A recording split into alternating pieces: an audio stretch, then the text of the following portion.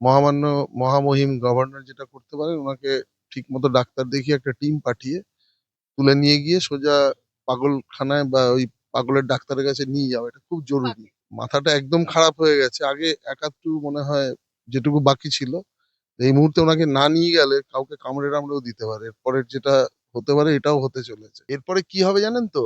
ওই আহ, যখন উনি রাস্তায় বেরোবেন, আমার ভয় হচ্ছে লোকে পাগল, মানে উনি সামনে দৌড়চ্ছেন, পিছনের পাবলিক ওনার পিছনে হয়তো জুতো নিয়ে দৌড়াচ্ছে হাতে। এটা হয়তো খুব শিগগিরই দেখতে পাবেন। মানুষ যে এই যে মুক্তিটা পেয়েছে না, ওনাকে কত ঘামে কত চালে বুঝিয়ে দিয়েছে।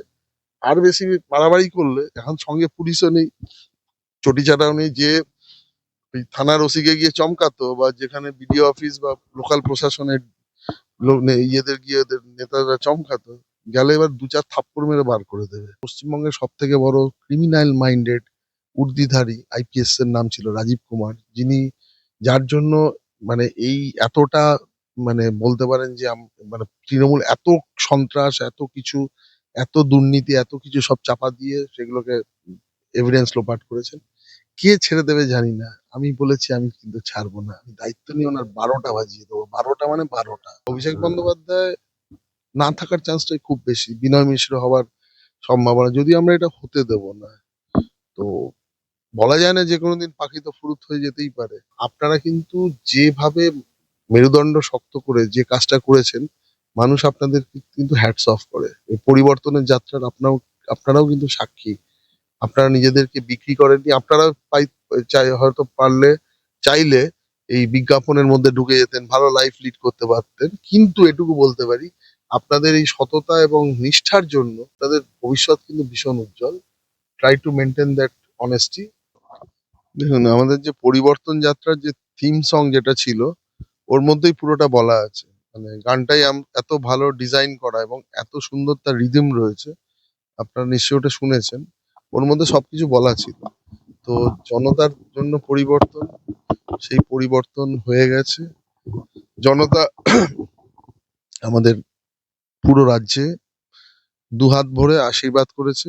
আর এই পরিবর্তন যাত্রায় জনগণ সামিল হয়েছিল। এবার আমাদের দায়িত্ব হচ্ছে যে জনগণ যেটা চাইছে, যেটা আমরা অঙ্গীকার পত্র দিয়ে এসেছি, আগামী 5 বছরের মধ্যে সেটাকে পুরোটা কমপ্লিট করা, এই সার্কেলটা কমপ্লিট করা, যাতে আগামী ইলেকশনে, আগামী দিনে এরকমই হবে যে দল ক্ষমতায় আসতে চাইবে বা যারা নির্বাচন লড়বে, তাদের যেন মারধর করে মানুষকে হিংসার আশ্রয় নিয়ে উম, মায়ের কোল খালি করে এইভাবে নির্বাচন করে জিততে যেন না হয়, অর্থের বিনিময়ে, পেশির শক্তির বিনিময়ে যেন নির্বাচন জিততে না হয়। এবং সব থেকে বড় কথা, যে সরকারের আমলে নারীর ইজ্জত এভাবে ভুল লুণ্ঠিত হয়েছে, সেখান থেকে নিস্তার পাওয়া অত্যন্ত জরুরি।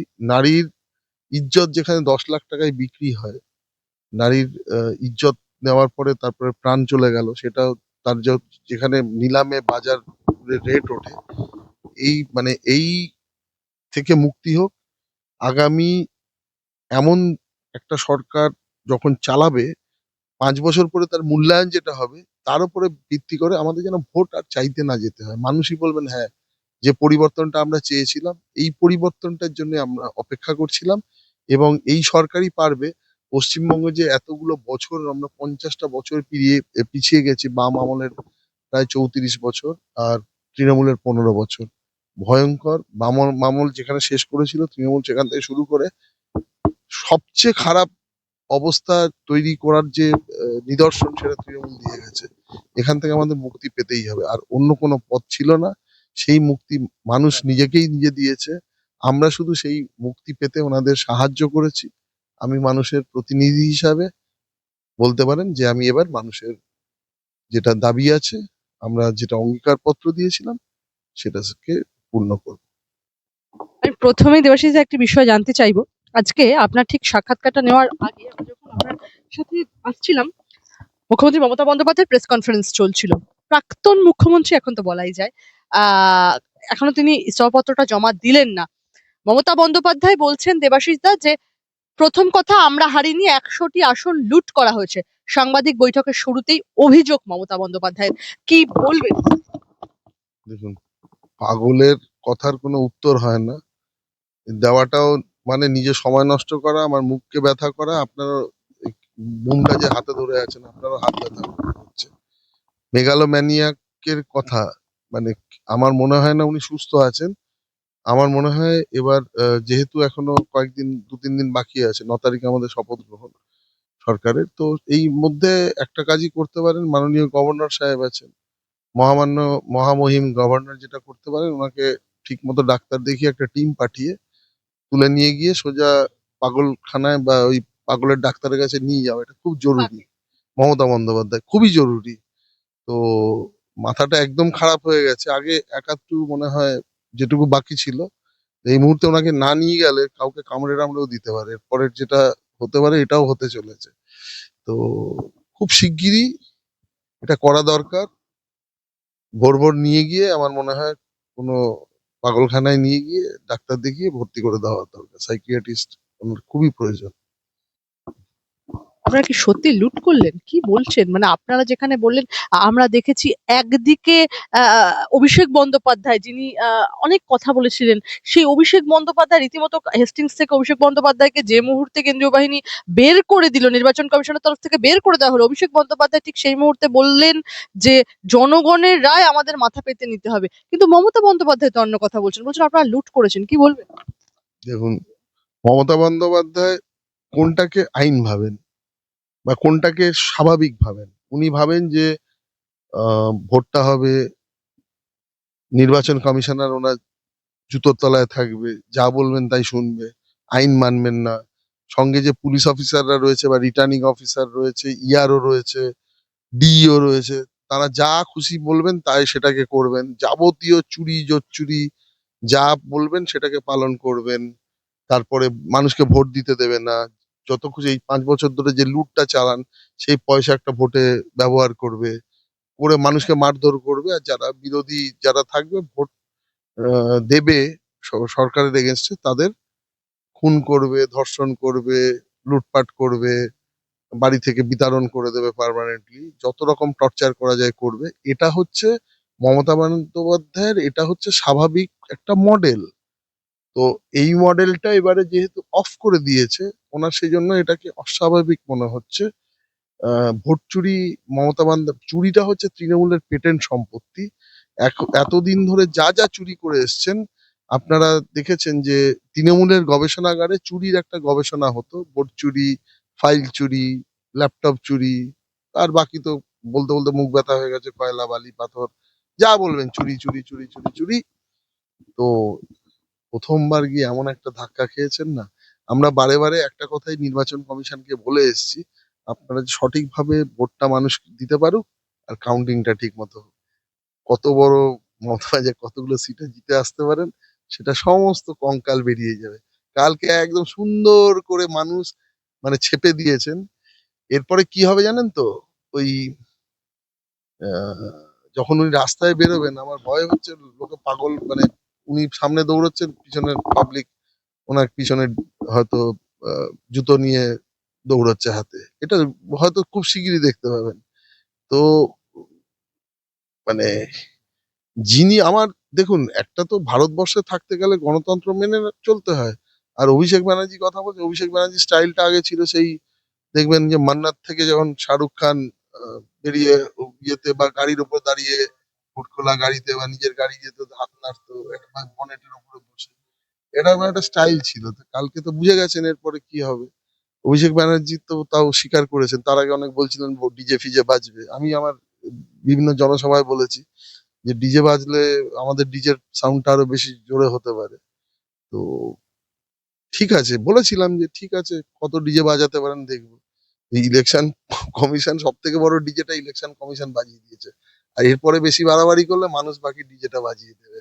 আর কোন রকম রেয়াজ করবে না। প্রাক্তন হওয়া আর পুলিশকে নিয়ে এত বড় মানে মাসল পাওয়ার দেখানো। দেখুন, যে প্রকৃত মানে এত বড় যে সিনেমাতে যারা নায়ক টায়ক থাকে, তারা দেখবেন একসাথে 50 জনকে মেরে দিল, ইয়ে করলো, কিন্তু সেটা পুলিশ নিয়ে হয় না। দেখবেন নায়ক সবসময় মানে সবকিছু ছাড়া একাই, দেখবেন নাহলে নায়ক হতে পারেন আপনি যদি 200 500 পুলিশ 2000 পুলিশ নিয়ে ঘেরা থাকেন, আপনি যা ইচ্ছা তাই করতে পারেন। ওটা ছাড়া যখন আপনি একা ময়দানে ফয়দানে আমি ভালো জামা টামা খুলে ফেলবে, ইয়ে হবে, বিরাট বড় বডি ফডি শো হবে, উনি বিরাট বড় হিরো। তো এই কোথায় কিছুই তো নেই, মানে পুরো গর্তে কেন ঢুকে গেছে। আমার তো মনে হচ্ছে কয়েকদিন পরে কাউকে আর খুঁজে পাওয়া যাবে না। তো কাকে? তৃণমূলের কোনোদিন তাকে আপনি আশেপাশে যতজনকে খুঁজুন না, মানে একদম চুনোপুটি থেকে হাওয়াই চটি সবাই তো এরপরে কোথায় যাবে, মানে এক একজনের এক একটা জায়গায় যাবে, তার মধ্যে বেশ কিছু নেতা হাওয়া হয়ে যাবে। তো অবস্থা খুবই খারাপ। মানুষ এতদিন পরে বলতে পারেন যে নিজের ভোট নিয়ে দিয়েছে, এত ক্ষোভ, এই 10-15 বছরের যে জ্বালা যন্ত্রণা, ঠিক আছে, মানুষকে যে টর্চার করেছে না, যেদিন সুযোগ পেয়েছে, এর মধ্যেও কিছু কিছু টর্চার করেছে, আমার বিধানসভা ক্ষেত্রেও করেছে বা আমাদের আশেপাশে অনেক জায়গায় করেছে, তো 2-1% কিছু করেছে। কিন্তু মানুষ যে এই যে মুক্তিটা পেয়েছে না, ওনাকে কত ঘামে কত চালে বুঝিয়ে দিয়েছে। আর বেশি বাড়াবাড়ি করলে এখন সঙ্গে পুলিশও নেই, চটিচাটাও নেই, যে ওই থানার ওসিকে গিয়ে চমকাতো বা যেখানে বিডিও অফিস বা লোকাল প্রশাসনের লোক ইয়েদের গিয়ে ওদের নেতারা চমকাতো, গেলে এবার 2-4 থাপ্পড় মেরে বার করে দেবে। বাঁদরামি কত রকমের আছে না, পাবলিকও কাছেও অপেক্ষা করছে জুতোর বাড়ি, প্রশাসনের কাছেও হাত অপেক্ষা করছে জুতোর বাড়ি।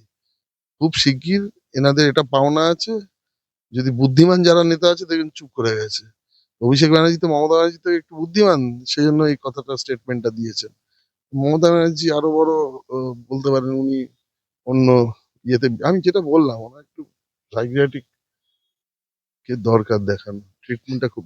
আপনি বলছেন মমতা বন্দ্যোপাধ্যায়ের মানসিক বিপর্যয় ঘটেছে এবং আগামীতে আরো চরম দুরবস্থা হতে চলেছে। আমি বলবো মমতা বন্দ্যোপাধ্যায় একটা কথা বললেন দেবাশিস দা, সাধারণত যে নিয়ম থাকে আমরা জানি যে আজ 5 তারিখ, 5 বছর অলরেডি কমপ্লিটেড, কারণ 4 তারিখ লাস্ট, 5 বছর আগে 2021 সালে 4 তারিখ হচ্ছে ভার্ডিক্ট বেরিয়েছিল, রীতিমতো রেজাল্ট বেরিয়েছিল ইলেকশনের 2রা মে বেরিয়েছিল এবং 5 তারিখ তারা শপথ নিয়েছিলেন। তো হিসাব মতো আজ 5 তারিখ, আজকে টার্ম শেষ হয়ে যাচ্ছে মুখ্যমন্ত্রী মমতা বন্দ্যোপাধ্যায়ের। মমতা বন্দ্যোপাধ্যায় বলেন আমি তো হারিনি যে রাজভবনে যাব, আমি তো শপথ নিতে যেতাম, তাহলে লোকভবন যেতাম। কি বলবেন? বলছেন আমাকে ধাক্কা মেরে বের করে দিয়েছে, পেটে পিছনে লাথি মেরেছে, সাংবাদিক বৈঠকে অভিযোগ করছেন। প্রত্যেকটা জিনিস তো নির্বাচন যখন হয়, রিটার্নিং অফিসারের রুম থেকে আরম্ভ করে যেখানে কাউন্টিং হয়েছে, সব জায়গায় তো ফুটেজ কেন, প্রত্যেকটা জায়গায় নিরাপত্তার মোড়কে, মানে ইঞ্চিতে ইঞ্চিতে মোড়া ছিল। তো সেখানে কিছু হওয়ার চান্স তো খুবই কম। হ্যাঁ, যদি সিম্বলিক্যালি বলতে সত্যি উনি পিছনে ধাক্কা মেরে বার করে দিয়েছে, জনগণ ধাক্কা মেরে বার করে দিয়েছে। ইলেকশন কমিশনের কাছে যত বাঁদরামি করতে গেছে সবকিছু এবারে একটা একটা স্টেপে কিন্তু পুরো প্রত্যেকটা জায়গায় ঘাড়ে ধাক্কা দিয়েছে, মানে যত রকম বাঁদরামি তেঁদরামি করতে গেছে প্রত্যেকটা জায়গায় ব্লক করেছে। উনি একটা জিনিস ভেবেছেন, ইলেকশন কমিশন ঠিক তার একটা, তার উপরে একটা প্রোটেকশন দিয়ে দিয়েছে, আবার নতুন একটা প্ল্যানিং বের করেছে, আবার ওটাকে ভেস্তে দিয়েছে। তো অবশ্যই ঘাড় ধাক্কা তো হবেই।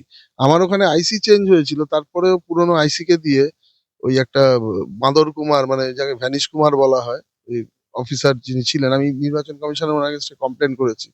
আর এসটিএফ এর আরো দুখানা ওনার মানে পোষ্য বাঁদর বসে আছে, তারা বসে বসে ওখানকার থানার আহ, মানে পুরনো আইসি কে দিয়ে লোকাল অফিসারদের বা ফোর্সকে প্রভাবিত করছিল যাতে সন্ত্রাসটা হতে পারে। তো সময় এসছে, time has come, justice is delayed but not denied. হবে, জাস্টিস হবে, এদের প্রত্যেকের যথাযথ সাজা অপেক্ষা করছে। অতিরিক্ত বাড়াবাড়ি করলে কি হতে পারে মানুষ জবাব দিয়ে দিয়েছে।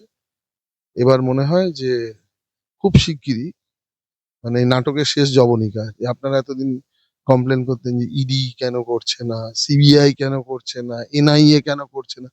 এই বাবা করবেটা কোথা থেকে, এক তো তদন্ত ওখান থেকে পাওয়ারটা উইথড্র করে নিয়েছিল, 2 নম্বর হচ্ছে যে কোনো কেসে তদন্ত করতে যেত তাদের উপরে, আপনার কি মনে হয় না এই এত কিছু ঝামেলা তাদেরকেও অনেকবার অ্যাটাক করেছে।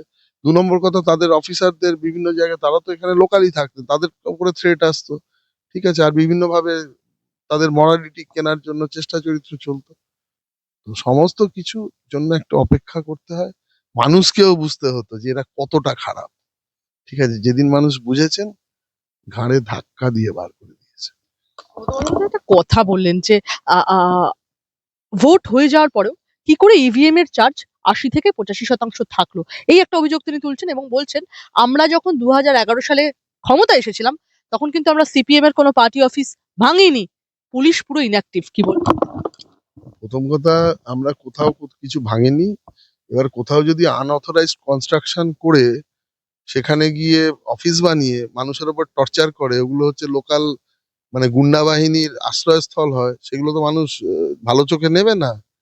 2 নম্বর কথা হচ্ছে যে কোথাও অথরাইজড যে পার্টি অফিস একটা দেখে দেখাতে বলুন যে ওখানে কোনো কিছু হয়েছে।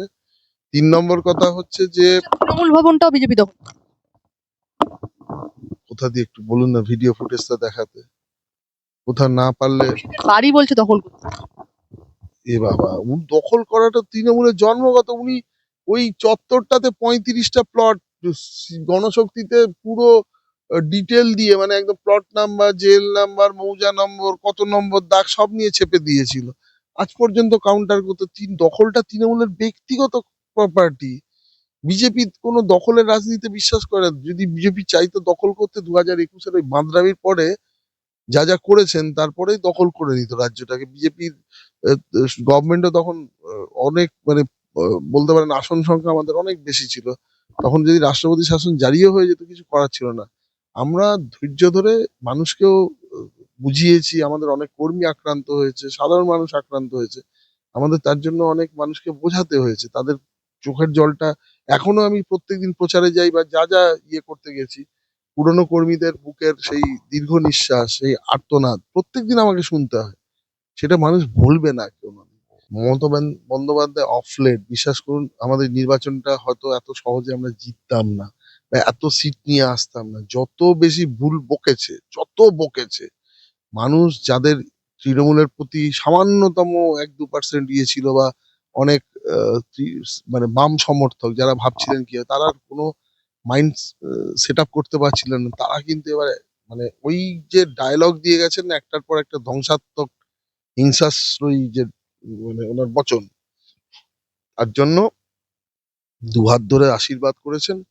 এবং এটুকু বলতে পারি যে উম, মানে মমতা বন্দ্যোপাধ্যায় দেখুন, খারাপ খারাপ খারাপ, আমরা একটু পজিটিভ কিছু নিয়ে আলোচনা করি। মানে কত নেগেটিভ মমতা বন্দ্যোপাধ্যায় মানে সমস্ত নেগেটিভিটি, আমরা যে অ্যাস্ট্রোলজির ভাষায় বলি রাহু কেতু শনি সব একসাথে যোগ করলে মমতা বন্দ্যোপাধ্যায়। মানে কি বলবো, ওনার সম্পর্কে বলাটা কিছু উচিত, মানে বলা মানে বলছি নিজেকেই ছোট করা। একটু আগে সাক্ষাৎকারের শুরুতে আপনি একটা কথা বলেছিলেন যে অভিষেক বন্দ্যোপাধ্যায় ঠিক ওই শাহরুখ খানের স্টাইলে, তারপর বললেন না শাহরুখ খানও বলা যাবে না কারণ শাহরুখ খান তো নায়ক আমাদের ভারতবর্ষের চলচ্চিত্র ইন্ডাস্ট্রির। একটা কথা বলবো, অভিষেক বন্দ্যোপাধ্যায় বলেছিলেন যে 4 তারিখের পর বেলা 12টার পর বিজেপির কোনো বাবা বাঁচাতে পারবে না এবং ডিজে বাজানো হবে। এই প্রশ্নটা এক সাংবাদিক যখন ছুড়ে দেন মমতা বন্দ্যোপাধ্যায়ের দিকে বা অভিষেক বন্দ্যোপাধ্যায়ের দিকে, মমতা বন্দ্যোপাধ্যায় মেজাজ হারিয়ে রীতিমতো বলেন, কি বলেছিল? অমিত শাহ তো বলেছিল।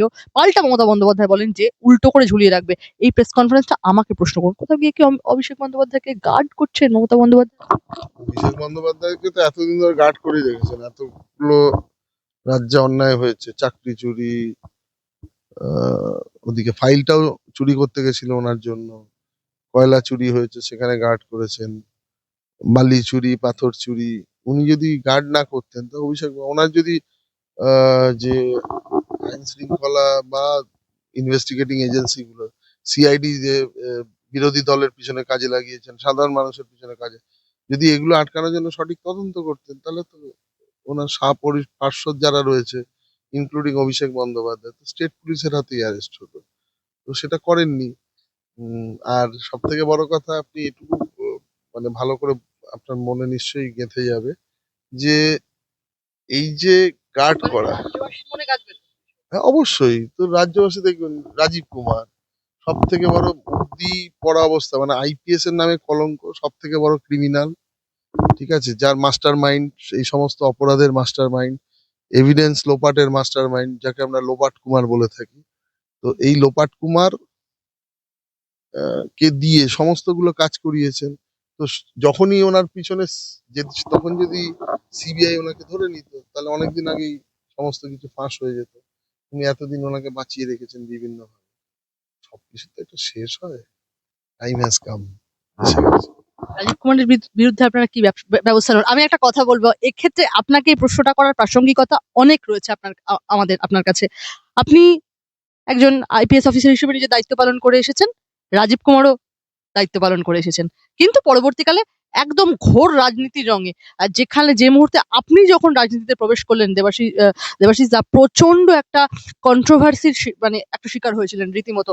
এনওসি দেওয়া হয়নি আপনাকে এর আগে, নির্বাচনে আপনি লড়তে পারলেন না একদম, রীতিমতো রাজ্য সরকারের বদান্যতায় বলা চলে।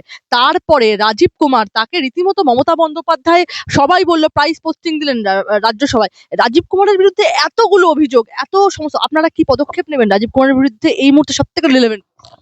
আমার দলের বাকি 206 জন যে আমার সদস্য থাকবেন সঙ্গে, তারা কি পদক্ষেপ নেবেন সেটা নেবেনই। আমাদের দল, আমাদের এজেন্ডাই আছে, সমস্ত দুর্নীতির তদন্ত হবে, সমস্ত ফাইল যেগুলো পেন্ডিং আছে তার জন্য আমরা সব সঠিক ব্যবস্থা নেব।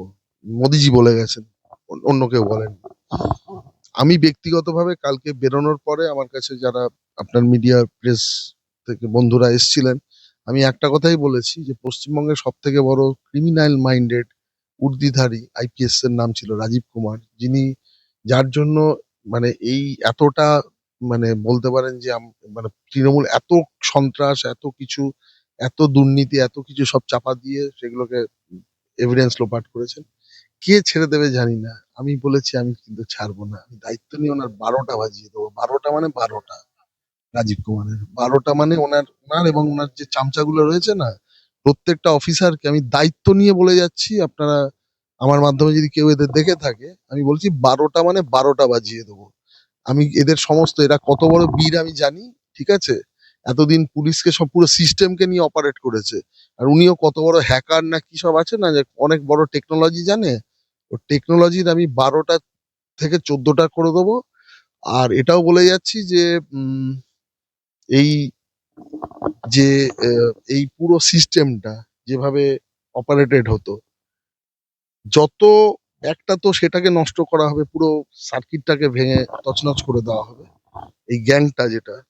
2 নম্বর কথা, দেখবেন যে আরেকখানা এদের বড় অপারেটর, খুব বড়, সে আজকে ইডি তার বিরুদ্ধে লুক আউট নোটিশ জারি করে দিয়েছে, শান্তনু সিনহা বিশ্বাস, কালীঘাটের জিনিস নাকি কলকাতা পুলিশ থেকে আরম্ভ করে পুরো রাজ্য পুলিশকে কন্ট্রোল করতে শুরু করেছিলেন, সেই মহামান্য প্রতাপশালী ডিসি।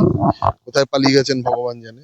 আচ্ছা, 3 নম্বর, আরেকটা জিনিসও বলে যাচ্ছি এই অফিসারদের উদ্দেশ্যে, যতগুলো মিথ্যা মামলা আপনারা করেছেন, ইনক্লুডিং আমার কেসটা, সিআইডি বা অন্যান্য যে ঘটনাগুলো, আমরা প্রত্যেকটা জিনিসের, যেটা মিথ্যা কেস করার জন্য যা সাজা হয়, মিথ্যা কেস করার জন্য 211 যেটা আগে সিআরপিসি ছিল, তাতে 2 বছরের সাজা ছিল।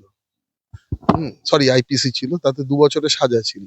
তা আমরা প্রত্যেকটা, এই যে যারা মিথ্যা কেসগুলো দিয়েছেন, যেগুলো পুলিশ মিথ্যা কেস করেছে, অভিযোগকারীদের দিয়ে তাদের নামে অভিযোগ করাবো, এবং এই সব অফিসারদের সুনির্দিষ্টভাবে, এদের পরিবার যে এত সুন্দর, এত কিছু প্রিভিলেজ পেয়েছেন, এত কিছু টাকা পয়সা, এত কিছু কামিয়েছেন, তাদের কিন্তু আমি ছেড়ে দেবো না, প্রত্যেককে দিয়ে কেস করাবো। ঠিক আছে? মানুষের চোখে যে তাদেরও ফ্যামিলি আছে, তাদেরও জীবন যৌবন সব নষ্ট হয়েছে।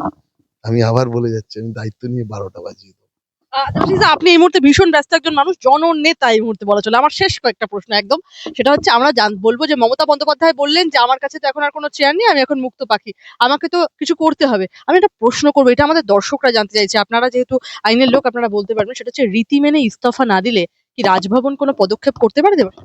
হ্যাঁ, অবশ্যই গভর্নর, দেখুন, গভর্নর হচ্ছেন সাংবিধানিক প্রধান রাজ্যের, উনি তো সেই ব্যবস্থাই করবেন, কারণ নতুন গভর্নমেন্টকে শপথ নেওয়ার আগে পুরনো যে গভর্নমেন্ট আছে তার মানে তাকে টার্মিনেট করতে হয়, উনি এই কাজটাই করবেন।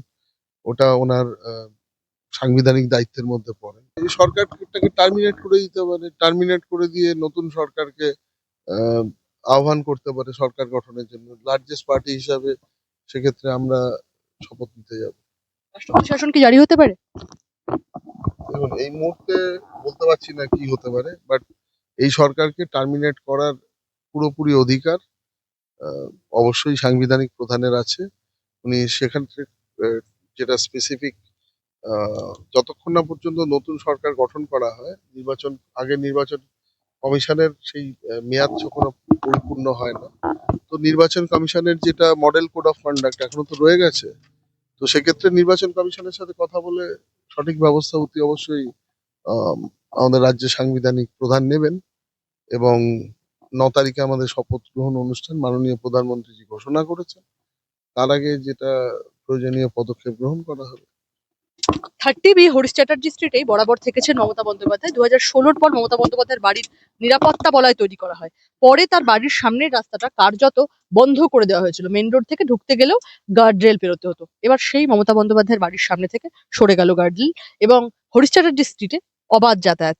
আরো একটি কথা বলবো, অভিষেক বন্দ্যোপাধ্যায় তিনি কিন্তু বলেছিলেন যে একদিকে তিনি বলেছিলেন তিনি মমতা বন্দ্যোপাধ্যায়ের মতো উদার নন, ঠিক বুঝে নেবেন। কি বলবেন? একদিকে গার্ডরেল সরে গেল, অন্যদিকে অভিষেক বন্দ্যোপাধ্যায় বলেছিলেন উদার নন। কোথাও কি বুঝে নিতে পারলেন?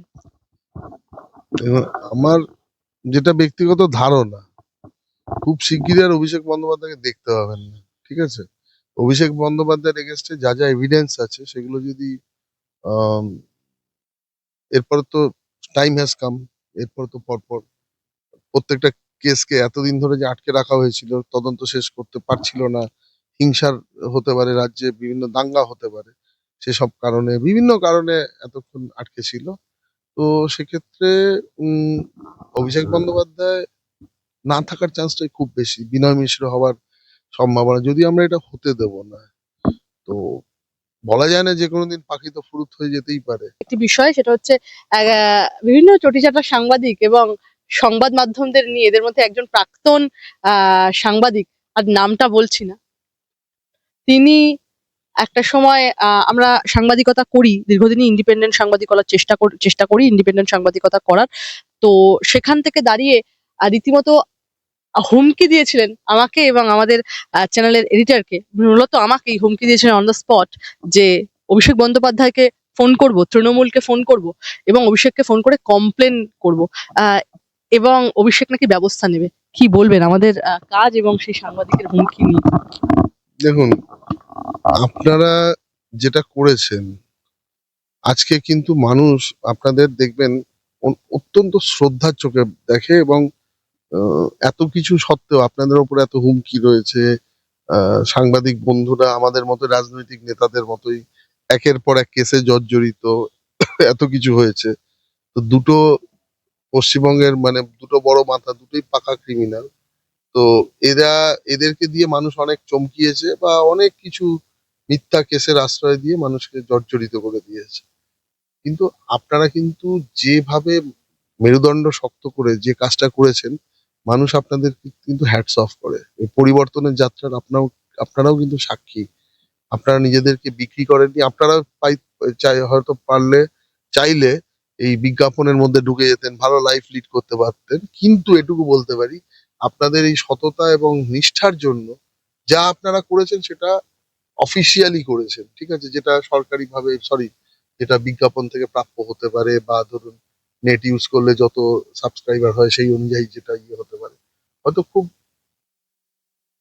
জীবনযাত্রা খুব, বলতে পারেন খুব সরল ছিল বা খুব লো ছিল, কিন্তু আপনাদের ভবিষ্যৎ কিন্তু ভীষণ উজ্জ্বল। Try to maintain that honesty. আপনাদের উজ্জ্বল অত্যন্ত, মানে ভবিষ্যৎ অত্যন্ত উজ্জ্বল। এবং আপনাদের জন্য ভবিষ্যতে সাংবাদিকতায় আরো বড় দরজা খুলে যাবে। এবং যারা এই যে থ্রেটনিং গুলো দিয়েছিলেন, আপনি গিয়ে একবার বলবেন যে কোথায় ডেকে নিয়ে আসুন না, আপনার সেই কে বলেছিলেন, ওকে একবার ফোন করে বলুন না যে কি কি করে নেবে, একবার দেখে নিন না কি করে। আমি যাবো আপনার সাথে, দেখি কি করতে পারে।